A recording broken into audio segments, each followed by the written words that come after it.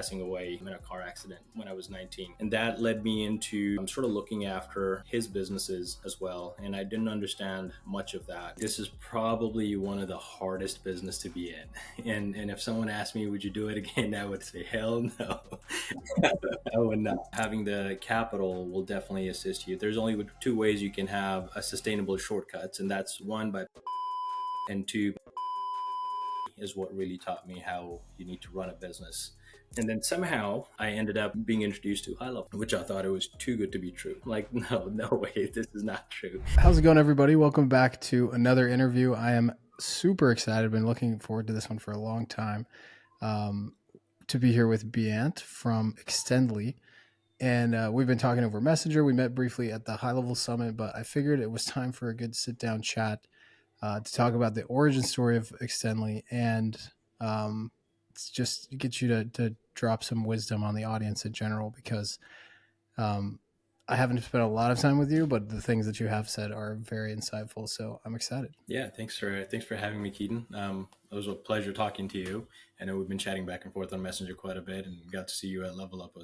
That was an amazing event, by the way. It was. You did a great job putting it together. Yeah, it was. But yeah, any way I can help, here to do so. Before we get into today's episode, I'm super excited to share with you a little bit about one of our sponsors on the podcast today, Riverside. If you are a content creator or a podcaster and you're tired of your recordings with guests who sound like they're speaking with you through a tin can, then Riverside is for you. We've all been there. You're ready to do the interview. You've got your questions ready. Your guest is all set to go, and then your internet connection is unstable. Message ruins the entire recording. With Riverside, you can get rid of those internet issues and choppy audio and have clean sounding recordings effortlessly. You see, the interesting thing about Riverside is that they record each part of the episode locally on that person's device, and then they upload it to the cloud, so you make sure not to miss anything, even if it's the other person's fault. But that's not all. Riverside's amazingly user-friendly interface is super easy to use, which allows you to spend less time troubleshooting technical difficulties and editing your podcast, and instead spend more time speaking with amazing guests and getting recognized for your valuable content. It can be used for podcasts, video interviews, video marketing, panel discussions, talking head presentations,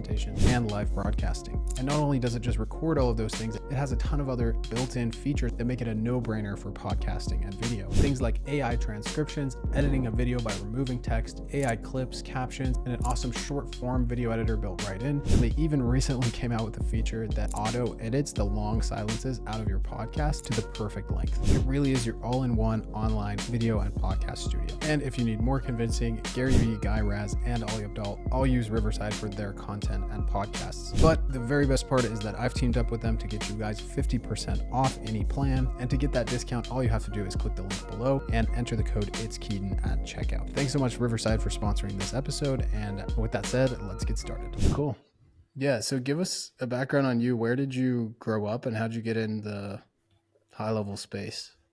Yeah, absolutely. So I'm originally, born in India in a state called Punjab. Nice. And we came here when I was about 12. First came to Orange County. Grew up in Orange County there. I'm in a city called Brea. And my father was also an entrepreneur. He owned businesses, bought and sold businesses. And so growing up, got to see him, learn from him, and kind of got into the business space early on. I started my first company, which we still have and still operational, is a security camera business, security installations for businesses at the age of 16. That got me a little taste of an excitement of how business is in the early days. Then I saw a little bit of a downfall after that, a little bit of success right away. And I guess it was for a good reason, because that failure taught me quite a bit to what I've been able to implement to our businesses today. And that's been a journey from the get-go. And then again, during COVID or so, not skipping past the number of years of ups and downs and failures and successes, around COVID or so, when the world was shutting down, I always had this interest of starting a marketing company again. And so I did, because there was a lot of time available. We weren't going into our office. and the world was sort of at a pause, and I thought it was perfect time to kind of get into the marketing thing again. Although people were closing down their marketing as well, and maybe not the best time for from that perspective, but that allowed me to start researching and building into marketing. I reached out to my close friends and customers and family members and other relatives that I knew that could utilize the marketing efforts for themselves. That turned out to be good. And soon I found myself into sort of stuck in this multi software, logging in, logging out of so many different platforms to try to manage marketing for people. And then somehow I ended up being introduced to HighLevel, which I thought it was too good to be true. One platform that does all of this for you, that you don't have to have active campaign, this, that, and the other, MailChimp, you name it. And then you can white label it and sell it as your own software. I'm like, no, no way, this is not true. Probably a scam or something.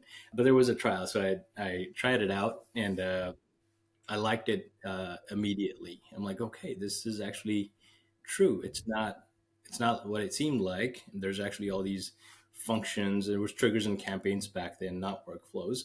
Uh, Yep. so dove deep into it. Spent a lot of time learning about it almost immediately. One thing led to another. Started using it for the clients I had at the time for the marketing company, which were mainly my friends and family and other customers from my other business that I knew, and starting to utilize it for them and introducing it to them as well, and how everything was functioning. It made life a lot easier. I was able to immediately cancel all the other services, save on the subscription costs that were there, and then my wife's cousin is a dentist with a few dental practices. And I was chatting with him one night, and I'm like, "Hey, why don't we build out the entire business flow in this software, and understand from before someone becomes a customer to then becoming a patient, I should say, in the dentist world, becoming a patient, then the nurturing that happens after, right? Tell me everything about how everything happens, and let's build it into this." So having the knowledge of how businesses operate from the operational standpoint, from being in business with other businesses, I understood very well what he was attempting to share with me. So for that reason, we built out a dental snapshot, which is sort of how I got into the how Extendly sort of came into play there. And then once the dental snapshot was launched, then they posted about it in the HighLevel group as well, and people started reaching out saying, "Hey, this is great. Can we buy it from you?" Okay, let's try to sell this snapshot thing that you could do. Then from there, it was, "Hey, we're using it for our customers. Can you also support it?" And then that led into now today us becoming a support company. Very cool. That's funny. I didn't know it started with the dental snapshot. So backtracking just a little bit, 16, you've got a security company that you said you still have today. Was that the primary business you were running from 16 until COVID?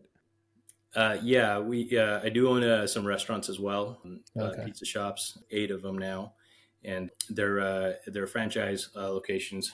So we have that, and then, but other than that, the security company is the primary business that I was operating until we got into the marketing side of things. Okay. Yeah. And was it anything else besides your dad that kind of inspired this in you? Like I know you live kind of close to Silicon Valley, right? But you don't really seem to be the traditional Silicon Valley entrepreneur, like venture capital type guy. It's more like franchises and bootstrap stuff. Yeah, yeah. For whatever reason, I've always been, start from ground up and just go from there. Everything's been bootstrapped that I've done so far. Lucky enough, been able to say I found at least some degree of success in whatever it is that we're doing. Very Um, cool. what really transpired was my dad passing away in a car accident Hmm. when I was 19. I just turned 19, and that led me into sort of looking after his businesses as well. And I didn't understand much of that at the time.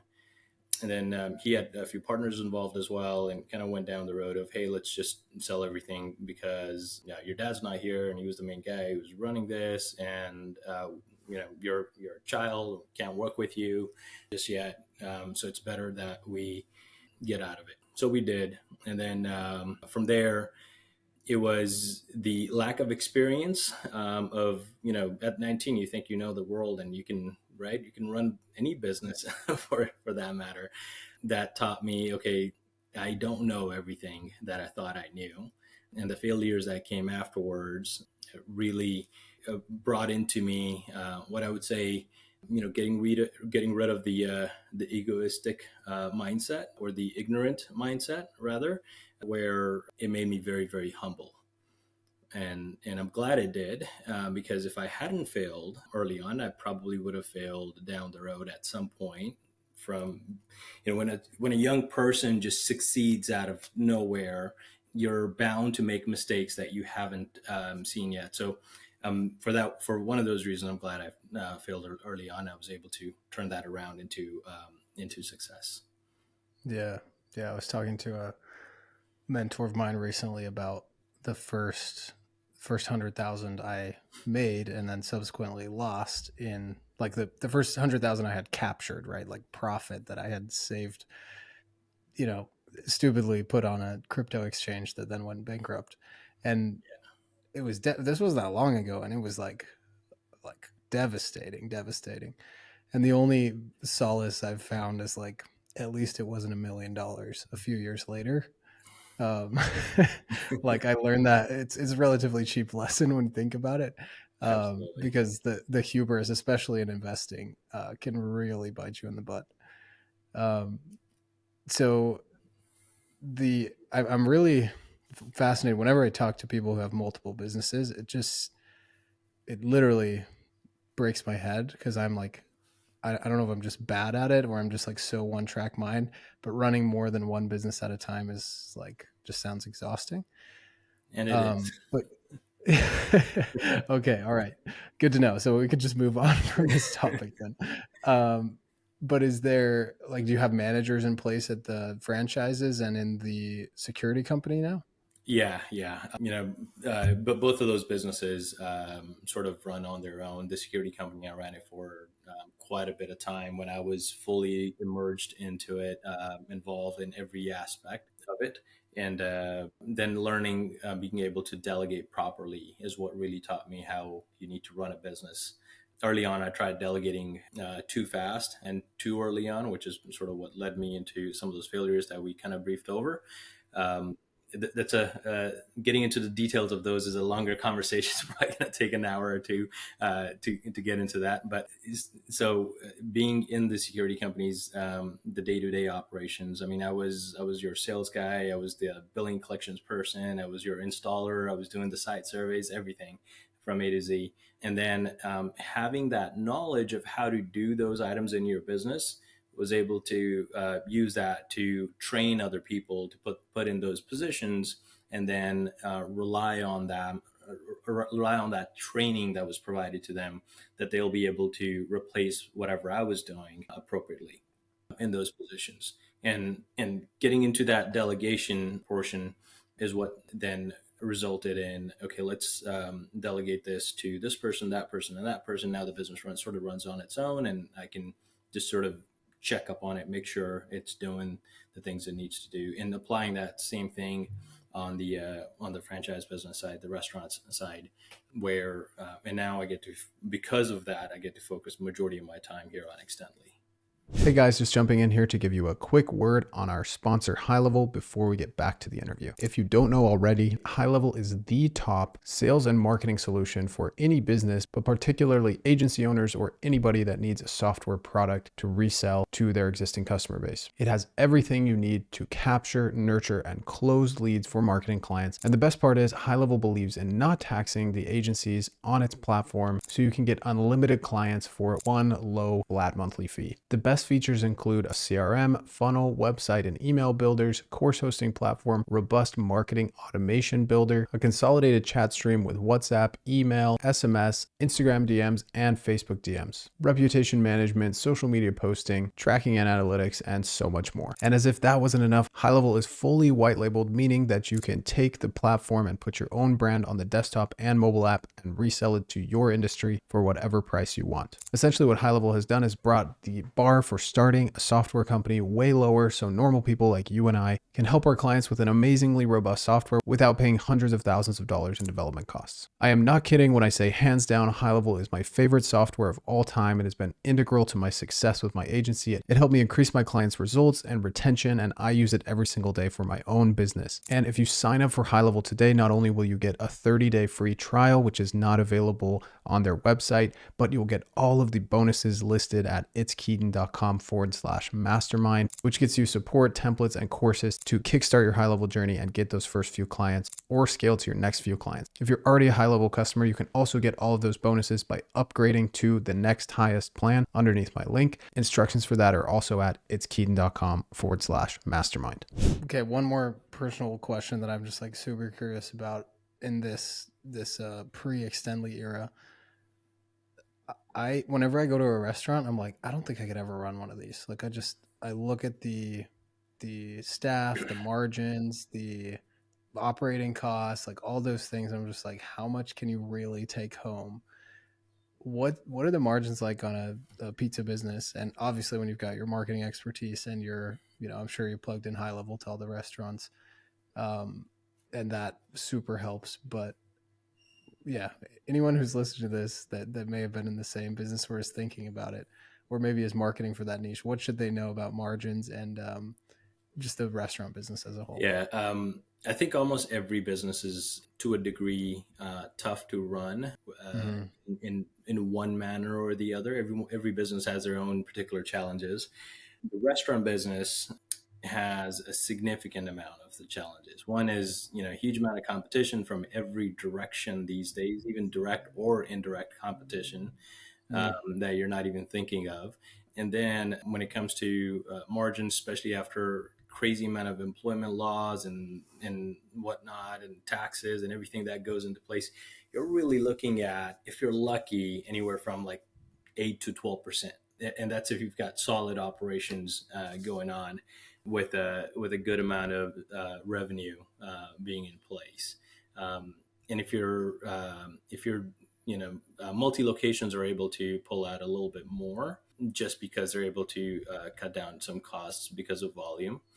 You might Okay. be able to get to like 15 at the max, but majority of the locations. I mean, we have some locations that are running at like 6 to 7% versus some other locations that are running around 18 to 20%. I see. And it kind of balances out overall. Got it. So now that I know you're crazy enough to run a restaurant, I understand why you were crazy enough to start Extendly, which seems like an equally complex, but probably more complex business. Oh, Um, I just I can't wrap my head around taking a stranger on the street, teaching them what HighLevel is, and teaching them to service HighLevel. Like love HighLevel, but they can't even do it super well on the support side. Like I do everything in my power to never get on HighLevel support, like call or anything, because their reps just aren't trained well enough. And I know they're working on that. Love HighLevel to death, but the support really needs some help. But you've built a solution that is better than that, and you don't even own the software company. How many tries did that take, and what's the secret to taking the stranger on the street and teaching them to be good? well, first off, I want to say this is probably one of the hardest business to be in. And if someone asked me, would you do it again? I would say, hell no, I would not. Um, but yeah, it's an extremely tough business Mm, to be in, and especially I think if we had the opportunity to be a white label support provider for maybe like Active Campaign or yeah. some of the other software, it would be significantly easier because they don't change as Yeah. much, and they don't, release as many features as they do, and they're not as large of an ecosystem in terms of features and Yeah. functions as high level is, right? High level has just a lot of moving parts, and for that reason, staying up to date and continuing to educate yourself with newer features, even modifying existing, updating and upgrading existing features with changes coming in when new features are released or improvements are done. It's quite a bit to stay on top, and I don't think any one person can can do it. Can understand the entire software by themselves, right? We're lucky enough to be in a position where we've got a group of people who are dedicated enough, and they focus and force themselves to learn from all of the different trial and error that happens inside, workflow misfired, this happened or that happened, right? But it's it's it's so, aside from it being a very difficult software to support, from the feature perspective, the thing is, majority of the businesses are not using all of the functions of the software, especially at a sub account level. And a lot of them are utilizing the main core features of the software, because as a regular business owner, you just can't get past you and I being in marketing, right? We are not even utilizing 100% of high level. Imagine what a business owner would be doing. They don't have the time to sit there and learn everything. They just need to know how to do the core functions of the software. And that's what agencies are selling as well, the core functions. If everyone was selling the entire darn thing to every single person, I think it would be very, very difficult to try to teach everything to everyone. But majority of them are sticking to the core functions. That makes it slightly easier.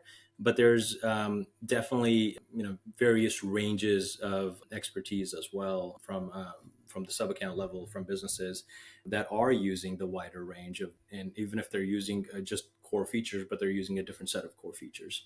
On our side, we've built what's called the Academy for High Level, which teaches our agents everything that they need to know about High Level.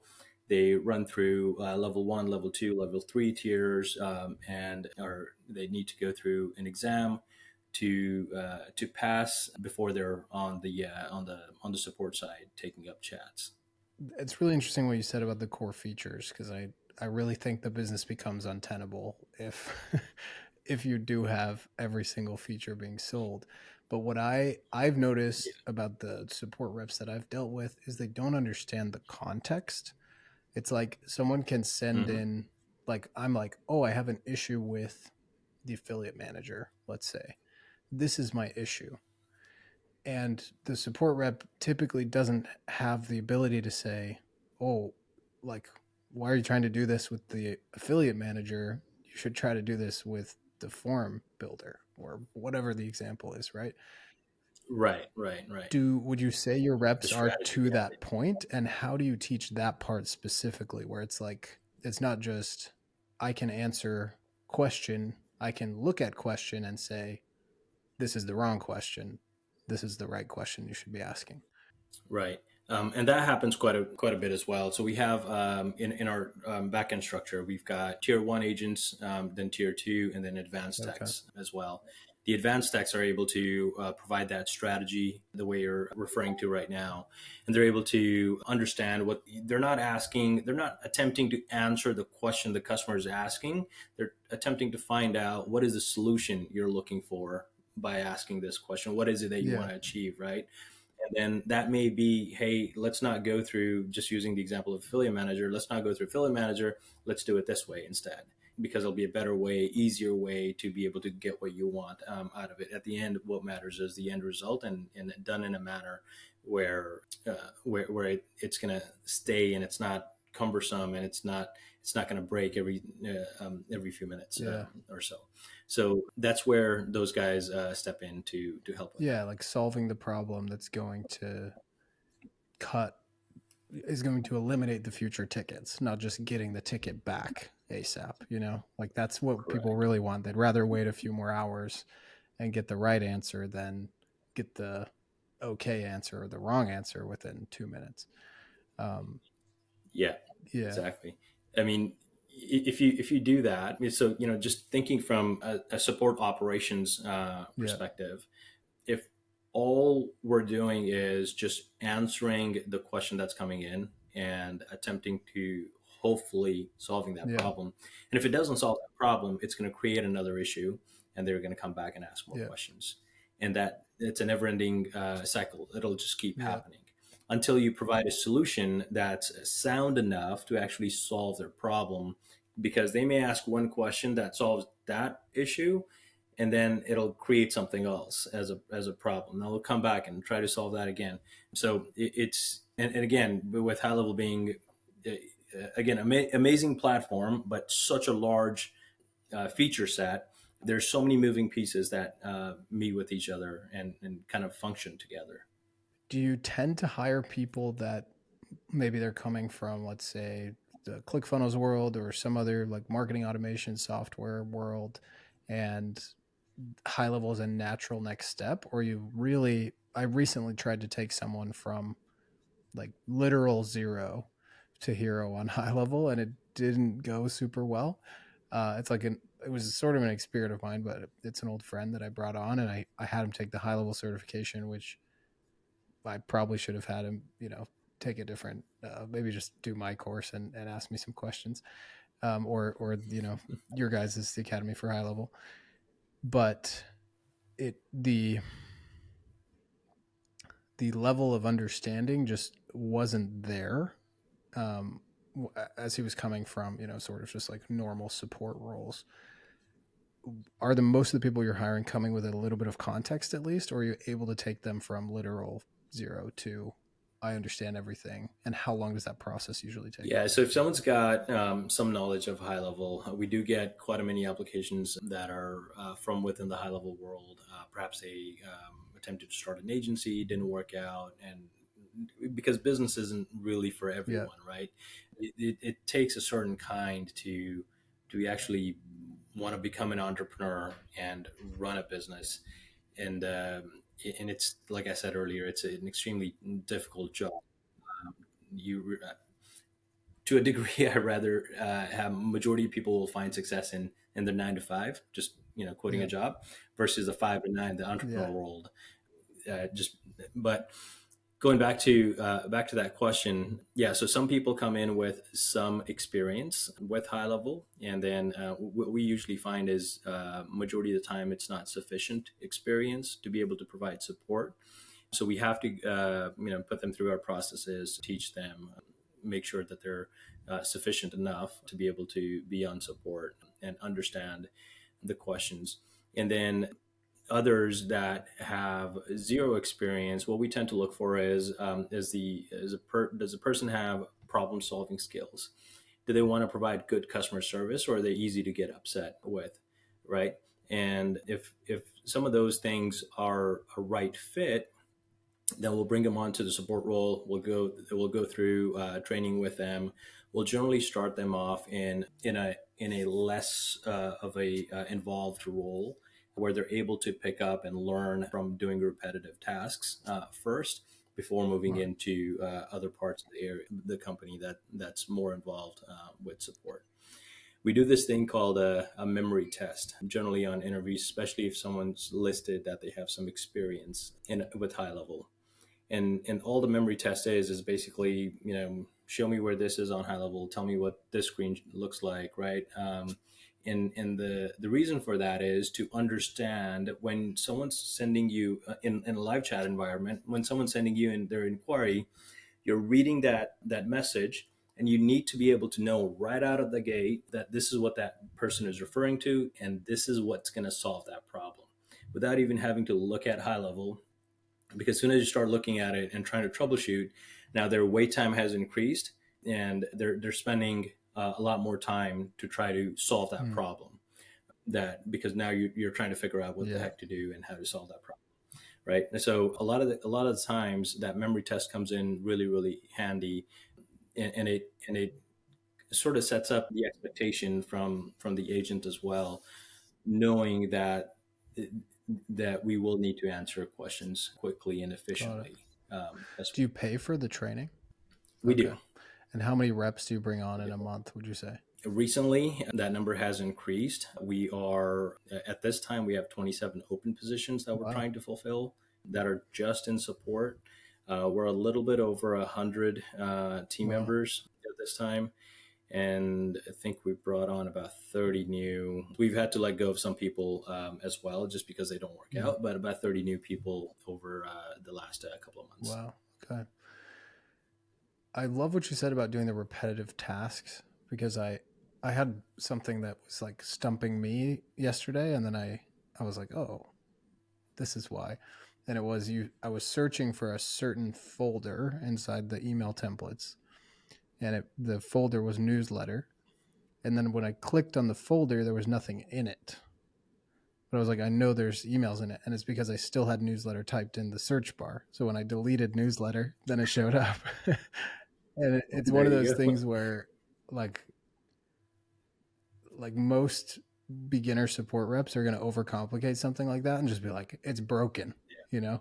And It's someone broken. who has it's like this attitude you have to teach toward the software, where it's like turn it off and turn it back on again. Essentially, try that a couple times, click in and out.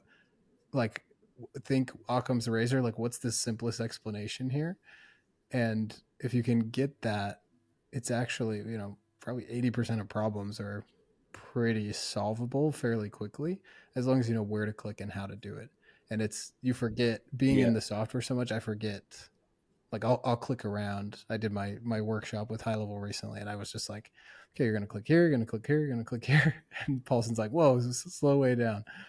And you forget, like, I was looking at I went in for like a LASIK consultation yesterday, and I was looking at the software, and I just saw the doctor like clicking all around. I was like, I would have no idea. I'd be the person that's like, oh, where's the automations tab? Where's settings? Like, where do I go for integrations? And it's smart that you've put that in the process. I can't imagine how much, like, the long tail effect of everybody taking 2 seconds longer to click on every button. Like, you'd need 30 more reps just for that, you know? Yeah.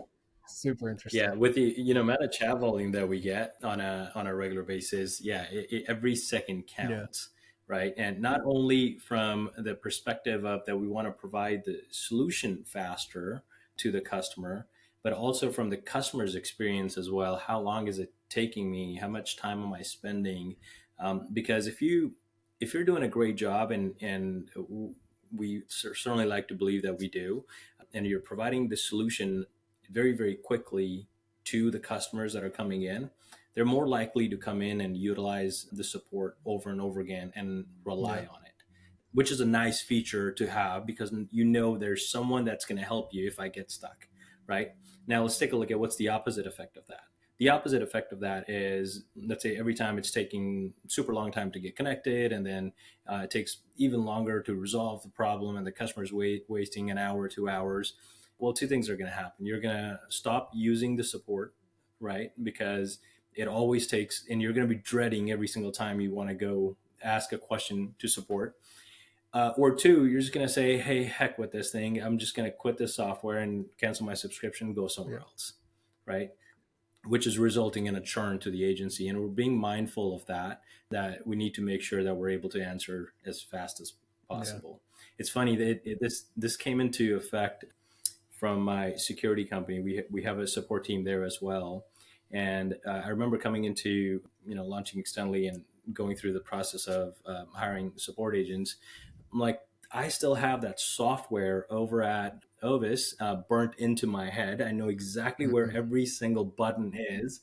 Maybe we should try to do the same thing here as well, and that really Very helped clever. in getting people to Yeah, answer that's cool. faster. How many sub accounts do you guys support? I don't know the exact number, but last time one of our team members checked, it was somewhere north of 50,000 sub Wow. accounts. Wow.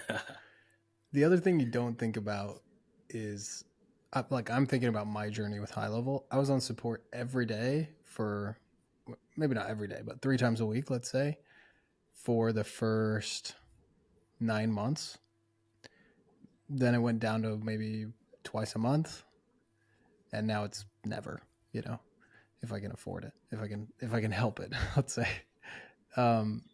so it's interesting from a dynamics perspective for you, where like the more mature you become as a company, the more profitable potentially you may be able to become if, let's just say, one day you cut up, you don't, hypothetically, you stop taking clients. All of those sub accounts are going to mature to the point where they use the support less and less, and maybe you could maintain the same amount with less agents. I'm not saying this is your plan. It's just a fascinating concept in terms of timeline of how much are they actually going to use it. Yeah, absolutely. And our intention is that as well, right? It not that we want to be extremely Yeah, profitable, so we want you to use less support. But the main concept of support is anytime someone goes into support, they're just they're already frustrated pissed. Yeah. because yeah, already pissed before you even click on that I need support. Just the Yeah. thought of I need support is that you're already frustrated because you couldn't do whatever it was that you were trying to do. Now it's going to take extra time to get that item done. So the idea behind that is, hey, let's try to be let's help the customer to be as self-service as possible, where only the questions they really can't solve are the ones that are coming Right. in. And so let's educate them, because the more you educate someone, again, two things happen. They're going to use the software that much more, and they're going to stay on with your subscription plan that much more as well. So not that we don't want them to use support. Feel free to use support as much as you need, but let us educate the client on your behalf as well. So there's tend to get them. There'll be higher adoption rate from that software, and longer your subscription will be with them, meaning lower your churn will be Yeah. as well. The opposite sort of effect that we've seen though is as agencies are maturing, right? So we only charge to our charges to an agency. It's not like per sub Yeah. account or anything of that nature, right? At least not yet. Maybe we should think about that. So what we've seen is as agencies are maturing early on, majority of the agencies we were onboarding were under a certain number of sub account level, where having something like an unlimited plan made a lot of sense, just because there weren't enough accounts to be able to get full Yeah. utilization.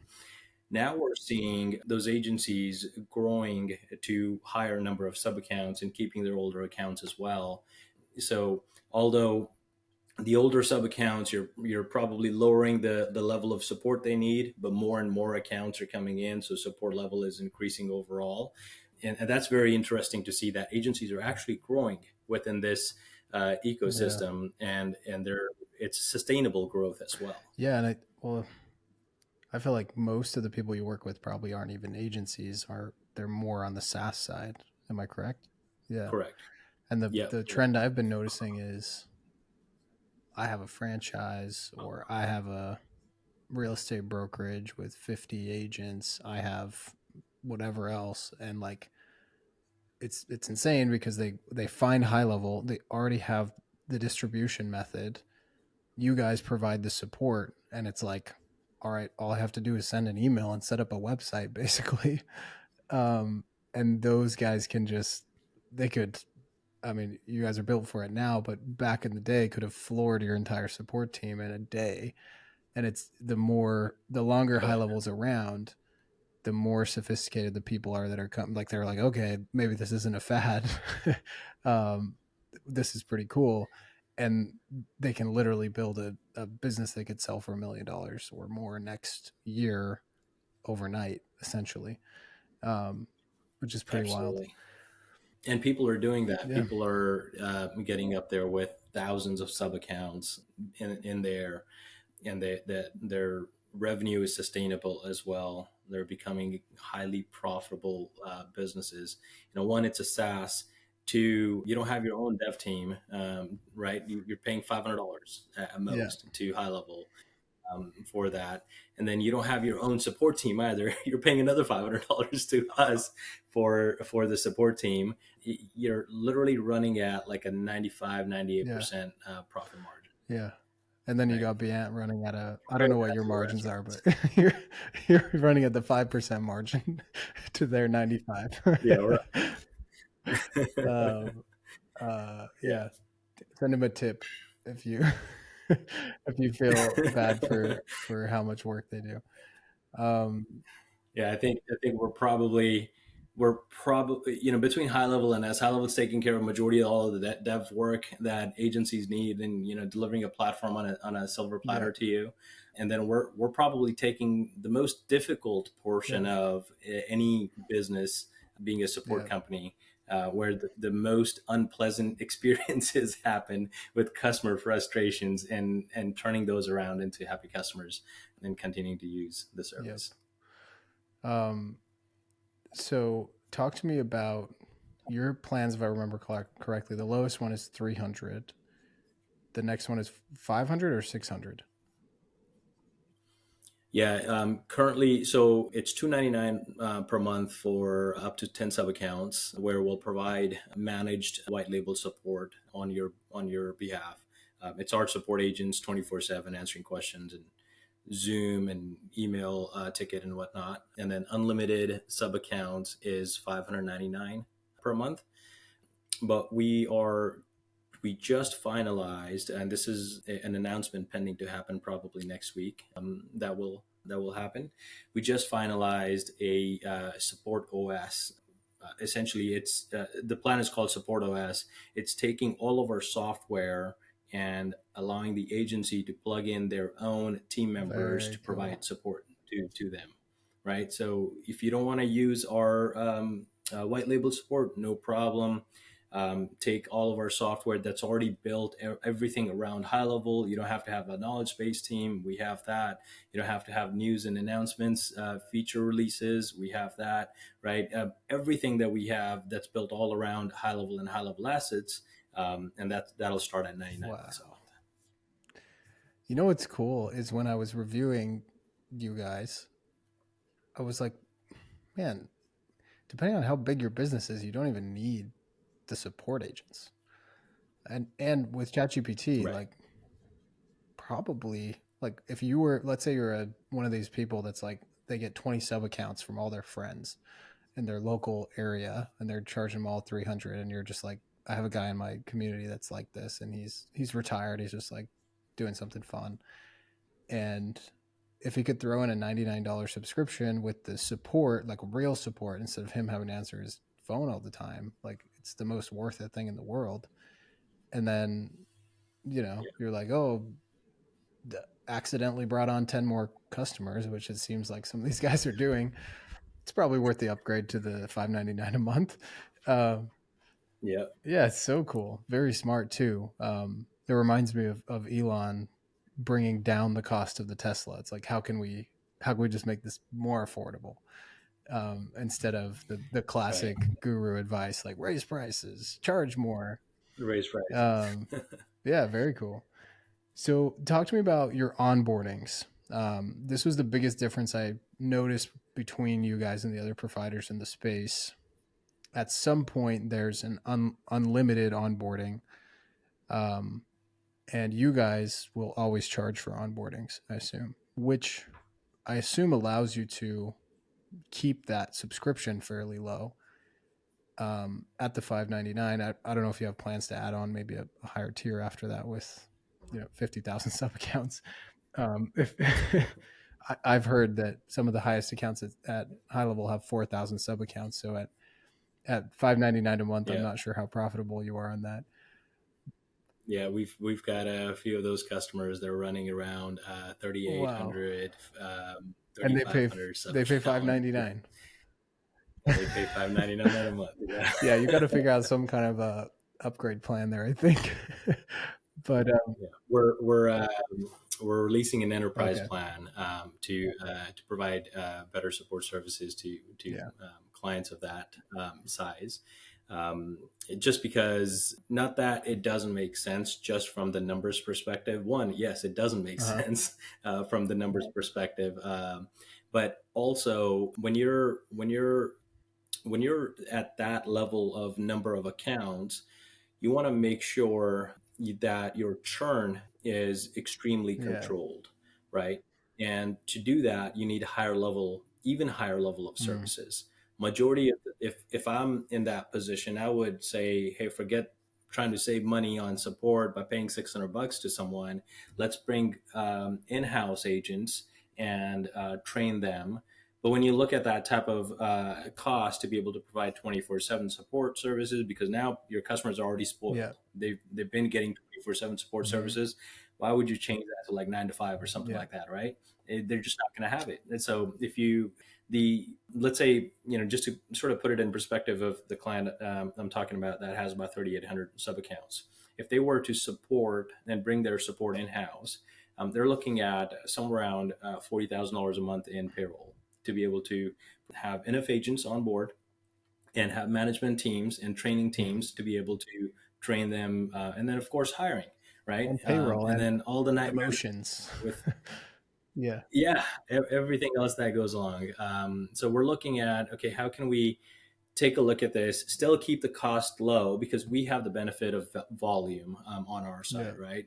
Because we're able to streamline processes extremely well because we're not servicing just one customer, we're servicing many. So with that, we're able to still keep costs low, and the release of the enterprise plan we'll be able to provide more of a premium support services with account managers that are the intention there is to make it feel like as if our team is your in-house support Smart. team rather than it being an outsourced. So work with them to that last mile service as well and help them resolve as many issues as Yeah. possible. How are most of the people with that many sub accounts growing from your peek behind the curtain? Everyone's got a little bit of a different model. We're actually doing a workshop later this month that we're bringing in some of those customers at different levels Dang. in number of sub accounts to ask them what is your day to day like in your business, right? What's the advice you have for everyone else who's trying to grow and follow the same footsteps you have? And understand really what does it take from everyone running it and how are they running it, running their businesses Yeah. differently as well. So that'll be interesting to see. Yeah. Very interesting. What's the story behind your SaaSpreneur award? Are you a partner or do you know, just moonlight as a. Yeah, so we have an agency ourselves. We did acquire another SaaS as well, and then at Level Up, we actually launched an initiative where I understand white label SaaS is growing, and we've acquired several other businesses through the journey with HighLevel as well. So the initiative was to that, hey, if you're looking to sell or partner up and sell your SaaS, then we're here in the market. We're willing to buy. So we still have that available where people are submitting applications, and we're actually looking to buy a stake in other white label SaaS providers. Cool. So the agency you have is that's the one that you won the SaaSpreneur award for, or is it the one that you acquired? Or both? The one that we Okay. acquired. Very cool. Yeah. And the thinking behind that is just like we have all the know-how, like we can it's basically an unfair investment for us because you can buy it economies of scale, plug in the support team for free, and um, Correct. also obviously you've got the top accounts in your back pocket, and you can ask them advice or just watch what they're doing to grow and model after them. Correct? Yeah, absolutely. It's exactly that. It's having the experience and the know-how of how to do something and having done it once or twice increases your chances of success in business. And you don't get extra rewarded or extra credit or anything for doing the most Yeah. difficult thing in the business and trying to prove it to Yes. someone, right? So we're hoping this will make it easier on the people that are trying to grow. One thing we are not interested in anymore is acquiring 100% of their Mm. SaaS. We only want to take a small portion, a small stake in their SaaS, because it makes sense to continue to reward the person who originally built it, and just pour some rocket Yeah. fuel and help them go Yeah. faster. Very cool. The Alex Hormozy of the high level world here. um, it's so cool. What would you say, like, I usually ask, what would you say to a beginner? But let's pretend you're me and you I had an agency, sold it much more on the done for you side, only like 60 clients at our peak. Um at price points like 2,000 a month. Let's say tomorrow I wake up, the only business I can start is a high level SaaS business. I have to start from scratch, and but I have capital, I have know-how, and I want to get to 1,000 accounts in 2 years or something like that. What's your take? So the experience will definitely assist you. Having the capital will definitely assist you. There's only two ways you can have a sustainable shortcuts, and that's one by paying for it, and two by time, Yeah. right? And since you're looking to grow faster, you would, you know, with the ecosystem within the high level world, you don't need to go out and build your own website or anything like that. Pay for it, get it built, Yeah. right? Get it up and running, hire someone like us for to provide support, plug it in. We've had several successful affiliates of HighLevel and other SaaS startups that have launched right out of the gate with like 500 Wow. accounts on day one, right? And they're using our support services. And you know this gentleman named Adrian, right? Adrian Yeah. Brembula. Mm-hmm. So he recently launched his SaaS, and he documented about it on the high level group as well. And he had over 500 accounts day one. And him and I got on a call afterwards. He goes, "My customers are coming in and telling me support is so fast." And then I realized I have you guys on. And so um, it's being able to shortcut by not having to build from ground up really enhances your chances of success. And then normally to a beginner, I would suggest, hey, go ahead and connect with your network and reach out to the first 5 or 10 customers with your network that way you're confident in being able to pitch your SaaS to someone else. But someone more experienced, you would already do that right out of the gate Mm-hmm. regardless, right? You would have a few beta customers on, you would test out your services, and then you would automatically go into like paid ads or something to acquire more Yeah. customers. Do you see a lot of those big accounts doing free trials or no? We see a little bit of both. Free trials is one way to get to lower the barrier of entry. But what really works really, really well is a money back Hmm. guarantee. And so, the idea is risk reversal, right? The customer feels like, hey, I don't want to pay for it if it's not going to work Yeah. out. Well, you've got a solid money back guarantee, and the fact that they're putting in their credit card and letting the amount be Smart. charged day one, they're a little bit more committed than that free trial Yeah. person who just wants to try it out. It's so cool. It's such what an age we're living in. The uh, I'm not allowed to say business in a box, not a business in a box, but close to close to that as humanly possible in arguably the best business in the world, SaaS, and they're Absolutely, just giving it to us. What's your take absolutely. It's on that? The niching. Well, first of all, niching down. Do you see a lot of people like quite broad with that many sub accounts? And then what's your take on this? The market in 10 years, like, is everyone just going to be on a high level white label, and they'll know it's a high level white label, but they'll love the fact that the support um, is better or something like that, or whatever the yeah. white label is providing on top of high level. Right, right. So I'll answer that question first, but I think what'll happen, at least from my opinion, is one, a lot of consolidation will happen over the time, where other agencies will buy out sub accounts, sort of Yeah. like what we've seen in the security alarm industry, where like ADT went in and bought a bunch of Mm, smaller guys out there, and they continue to do that. So consolidation will definitely happen. To what degree, we don't know. We'll see where it goes. But I think yeah. since HighLevel is already in the direct to client model as well, direct to the end user and business model also. Everything is sort of similar to Salesforce. It's going to become about implementation, where it's going to similar to how Salesforce is. It's going to become about implementation.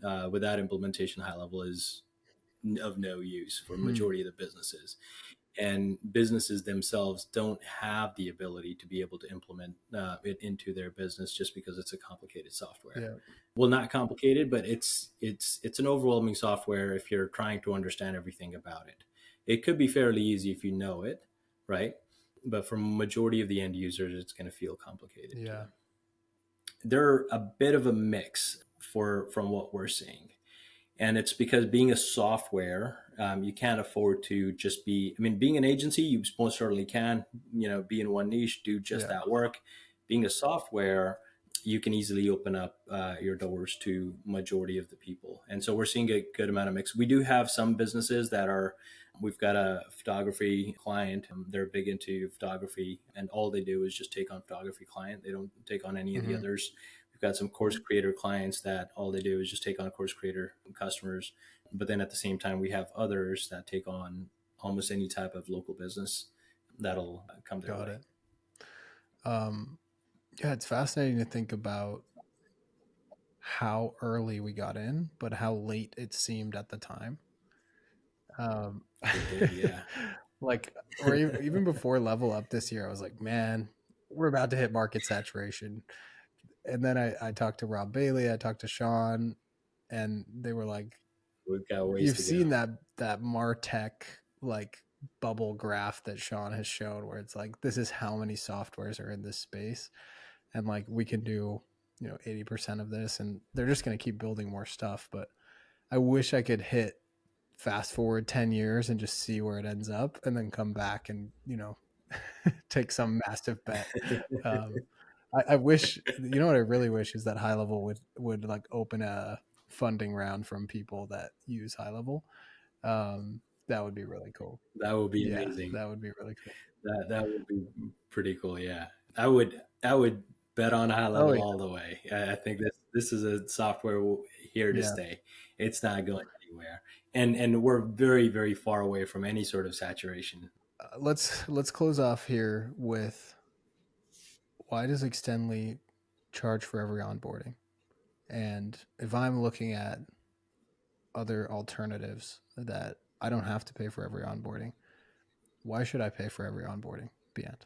Yeah, absolutely. The first thing I'd like to say about that is your onboarding is your very first impression with that customer, right? And you want that impression to be a great one. We do one-on-one onboarding.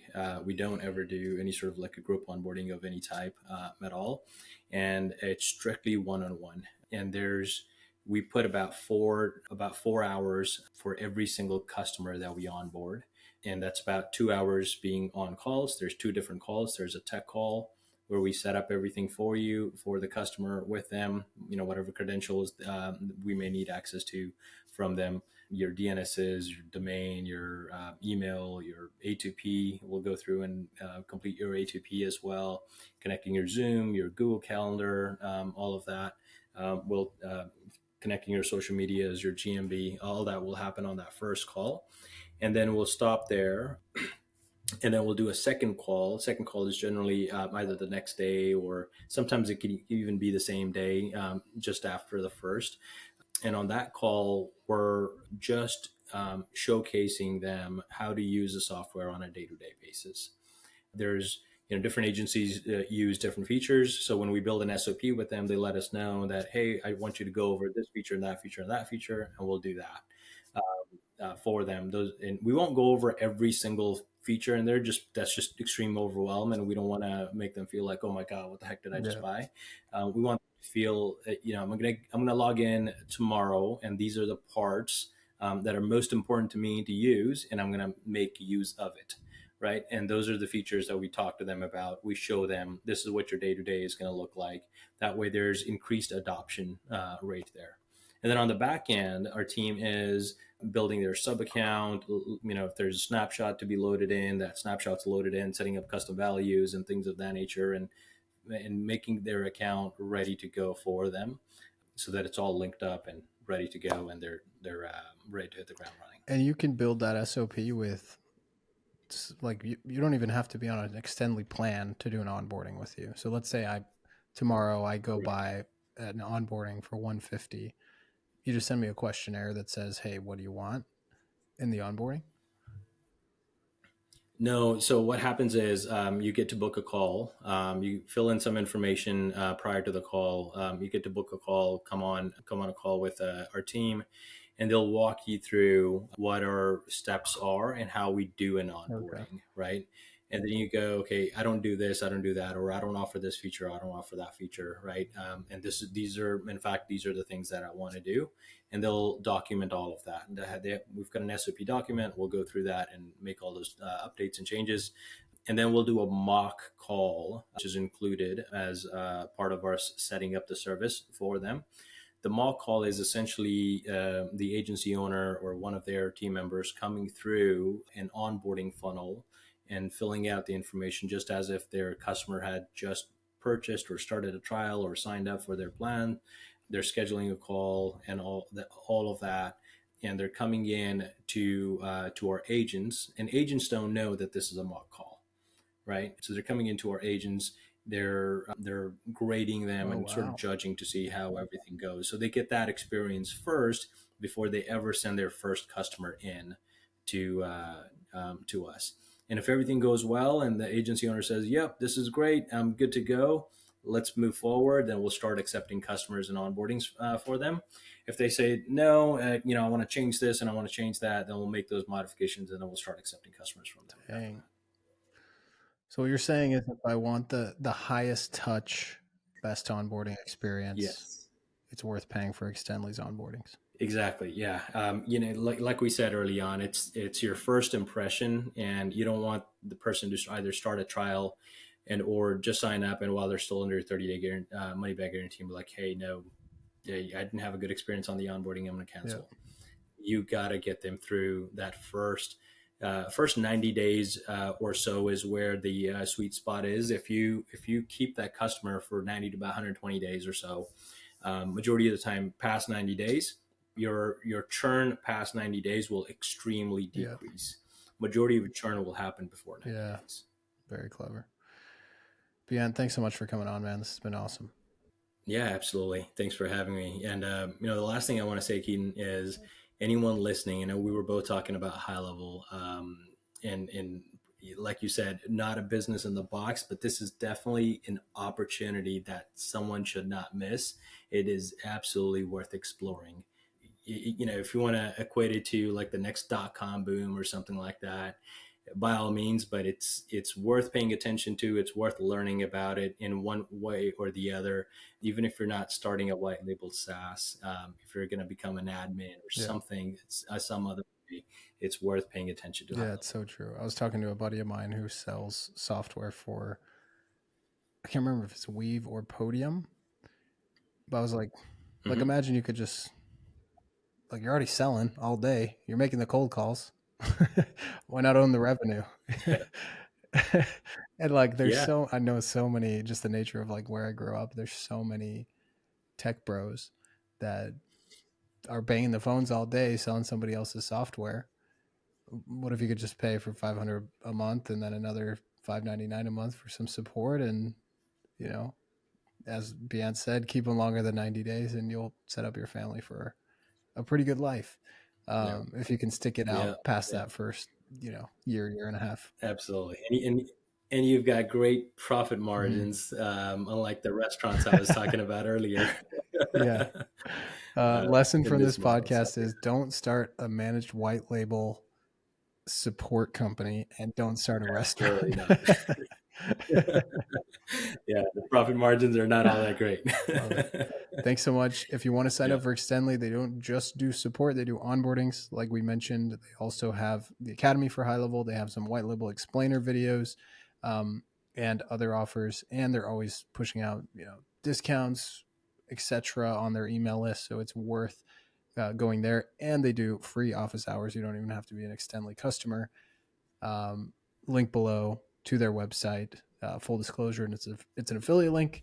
I trust Extendly, and we'll take good care of you. So thanks so much, Beant. Fantastic. Thanks for having Yeah. me, Keaton. Appreciate it.